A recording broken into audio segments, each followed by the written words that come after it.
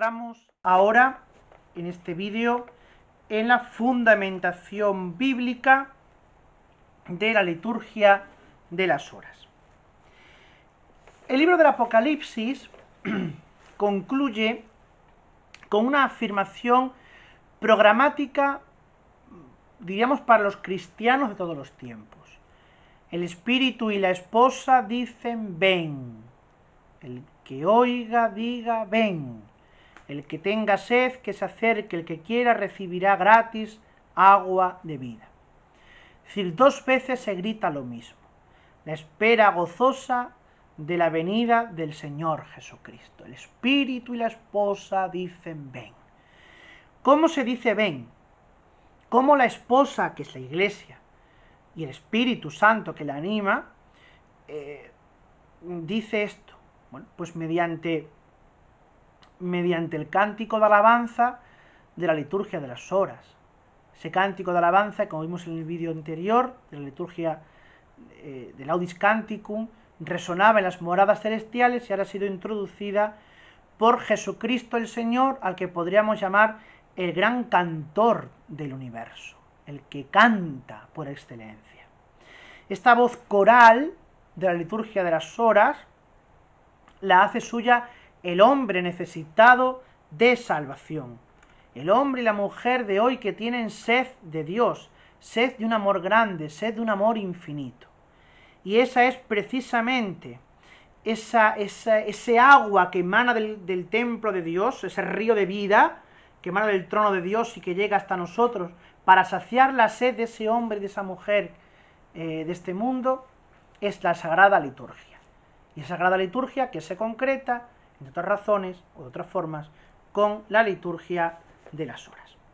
Vamos ahora a ver qué fundamentos bíblicos, por tanto, tenemos para que este río de agua viva que brota del trono de Dios de Apocalipsis, para que esta voz de la esposa y del espíritu que dicen ven, puedan venir hasta nosotros.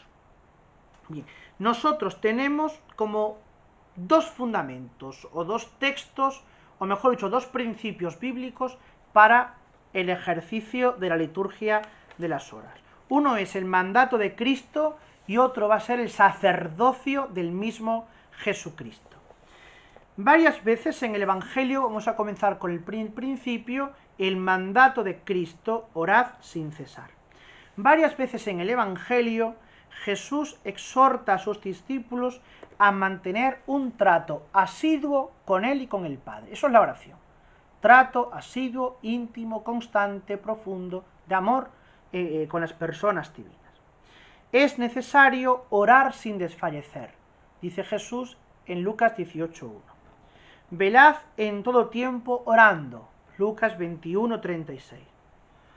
Después de la ascensión del Señor y hasta que fueron dispersados de Jerusalén los discípulos, la comunidad siguió juntándose para orar. Lo hacían con frecuencia. Los apóstoles y los conversos que se le iban uniendo seguían las prácticas judías y eran fieles a los 3 momentos de oración judía de ir al templo. Porque incluso los vemos en los Hechos de los Apóstoles, como los grandes milagros, las grandes predicaciones de los apóstoles, de Pedro o de Juan, se producen a esas horas, ¿no? Iba al templo a rezar a la hora nona y vio un paralítico.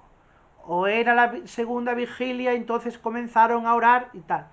Bien, es decir, está marcado todavía por el horario litúrgico judío.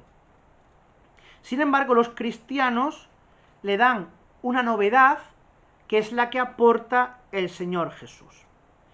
Romanos 12:12 también nos habla de esta amonestación de orar, Colosenses 3:2, lo que indica que este mandato de orar sin cesar, dado por Jesús a sus discípulos, pues estaba muy vivo y muy presente en la comunidad apostólica, en los primeros cristianos, ¿no?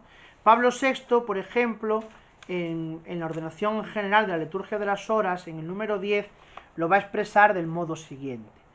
Dice Pablo VI, fiel y obediente al mandato de Cristo de que hay que orar siempre sin desanimarse, la Iglesia no cesa un momento en su oración y nos exhorta a nosotros con estas palabras. por medio de Jesús, ofrezcamos continuamente a Dios un sacrificio de alabanza. Aquello que decía San Pablo, que hemos visto en Romanos 12:12 o Colosenses 3:2, ¿no? Entonad himnos, cánticos inspirados, salmos, etc. Responde al mandato de Cristo, no solo con la celebración eucarística, sino también con otras formas de oración, principalmente con la liturgia de las horas, que conforme a la antigua tradición cristiana, tienen como característica propia la de servir para santificar el curso entero del día y de la noche. Por tanto, vemos que tanto el testimonio de la Iglesia primitiva como ese mandato reiterativo de Cristo de orar sin cesar, pues va a ser algo que va a marcar ya todo el curso litúrgico y oracional del pueblo de Dios, ¿no? Y el segundo fundamento bíblico de la liturgia de las horas lo vamos a encontrar en el sacerdocio eterno de Cristo. Tras su muerte y resurrección, Jesucristo entró glorioso en el cielo y está sentado a la derecha del Padre. Desde ese momento, Él, constituido como sumo y eterno sacerdote, no cesa de interceder por nosotros ante el Padre. Y a este ejercicio suyo, estamos haciendo lo del vídeo anterior, ¿no? La Iglesia se une mediante la liturgia. Os dije yo que la eterna intercesión de Cristo y la súplica de la Iglesia se unen, se asocian. Y ese punto donde se tocan, donde se unen, es lo que llamamos la liturgia. Y el oficio divino, o liturgia de las horas, entra a dar forma o una de las 4 concreciones de ese ejercicio del sacerdocio de Cristo al cual nosotros somos unidos ya por el bautismo, por la pertenencia a la Iglesia. Vamos a ver qué dice la ordenación general de la liturgia de las horas en el número 3.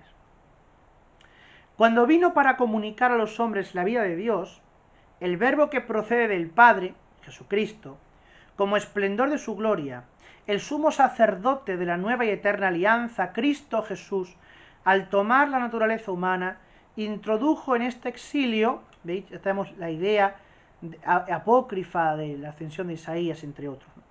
Este exilio terrestre, aquel himno que se canta perpetuamente en las moradas celestiales. Desde entonces resuena en el corazón de Cristo la alabanza a Dios con palabras humanas de adoración, propiciación, intercesión, impetración, súplica, etc. Todo ello lo presenta al Padre en nombre de los hombres y para bien de todos ellos, el que es príncipe de la nueva humanidad y mediador entre Dios y los hombres. Así es, si recordáis en el vídeo anterior, hablábamos de que al recitar la liturgia de las horas, Cristo reza en nosotros, es decir, prestamos nuestra voz a Cristo y Cristo es el que ora en nuestro interior por nuestra voz. Pues esto es lo que se está refiriendo aquí, y ese es el ejercicio del sacerdocio de Cristo, pero también en virtud del bautismo o en virtud del ministerio para los clérigos, es ejercicio de nuestro propio sacerdocio. Esta constatación es la piedra angular de la oración cristiana, su expresión litúrgica y sacramental, que es el oficio divino. Como vemos, la encarnación del Hijo de Dios, y aquí está la piedra miliar de todo, es la fusión del coloquio eterno del Verbo con el Padre en la unidad del Espíritu Santo, con la más sublime aspiración del hombre de entrar en contacto y en comunión con Cristo. Es decir, tú quieres entrar en contacto con la divinidad, reza la liturgia de las horas. ¿Quieres entrar en contacto con los sentimientos de Cristo, con la eterna alabanza de Cristo, con la eterna intercesión de Cristo? Reza la liturgia de las horas. ¿Quieres ejercer un sacerdocio eficaz en medio de tu vida y tu trabajo, para hacer eficaz la Iglesia y la labor apostólica de la Iglesia, de los cristianos? Reza la liturgia de las horas. Pero esta vinculación se concreta aún más con la Iglesia, porque nosotros no rezamos en el vacío, sino que rezamos en el cuerpo entero de la Iglesia. En efecto, Cristo es cabeza del cuerpo de la Iglesia y donde está la cabeza, allí está el cuerpo y viceversa. Por eso en la oración de Cristo al Padre está misteriosamente toda la Iglesia. Es decir, cuando yo tomo el breviario, el tomo de la liturgia de las horas en mis manos y comienzo a recitar los salmos, o estoy haciendo la lectura del oficio, no soy yo. No solamente es Cristo el que ora a través de mí, sino que es el Christus totus, el Cristo total, la Iglesia entera, los cristianos del mundo entero, los que están orando por mí. Y por eso tenemos esa obligación, los clérigos, que hemos sido ordenados y constituidos para mantener la oración en la Iglesia, para mantener y asegurar la oración y la intercesión ante Dios, uniéndonos a Cristo en favor de todo el mundo, ¿no?, y de todo el pueblo cristiano. Bueno, pues eso irá con el fundamento bíblico, el mandato del Señor repetido en las primeras comunidades cristianas y las cartas de Pablo, y el sacerdocio eterno de Jesucristo, que es a quien la esposa y el Espíritu dicen: ven Señor, por medio de la liturgia de las horas, ahora en el tiempo.